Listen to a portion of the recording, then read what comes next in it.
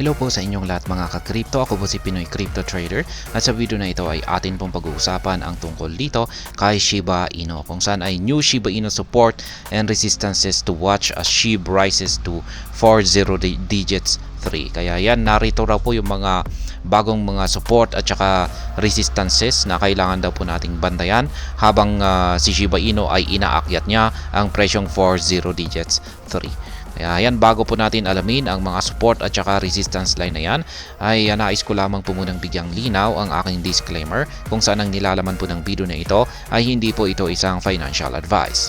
For education and information purposes lamang po ang layunin nito.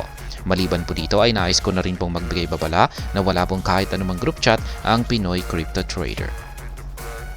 At ayan, Shiba Inu recently retested the much coveted 40 digits 3 psychological price territory, triggering new pivotal support and resistance levels to watch. Kaya ayan, nitong kamakailan lamang po ay nagawang patamaan ni Shiba Inu ang presyong 40 digits 3, kung saan ay isa po itong tinuturing na psychological price territory.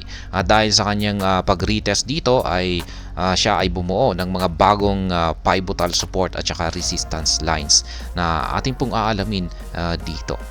Yan yung naglabas po sa mga bagong mga support at saka resistance line dito na kailangan daw po nating bantayan ay ang crypto analyst na si Ginoong SHIB Knight.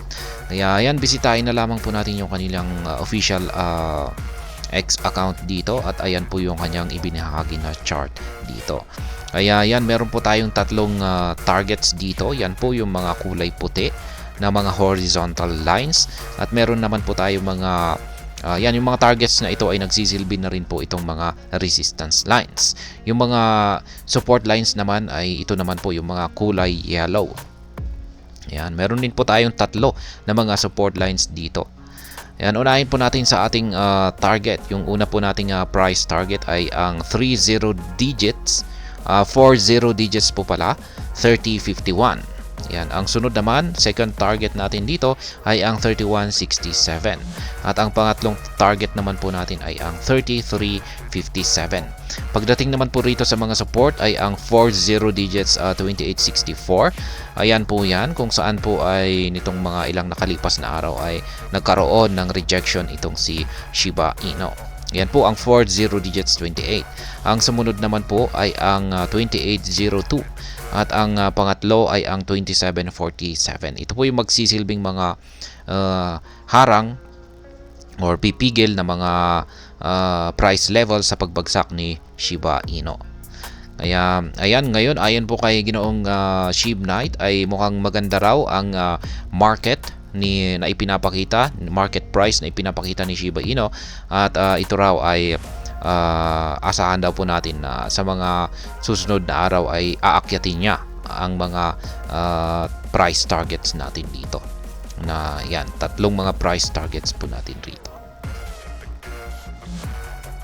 At ayan po ang ating ang ating tungkol sa balitang ito kay Shiba Inu. Isa po itong isa po itong analysis, technical analysis. Yan na nagpapakita or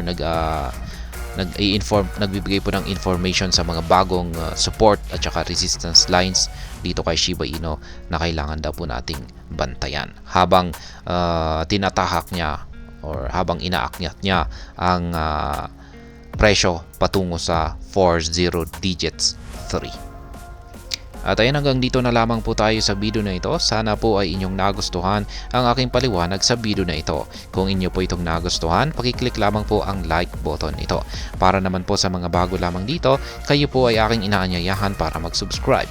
Pakiclick na rin po ang bell icon ito dahil ito po ang siya magsisilbing notification nito sa mga bago kong videos na akin pong ina-upload sa aking YouTube channel na ito. Marami pong salamat sa panonood. Ingat po tayo lagi at God bless po sa ating lahat.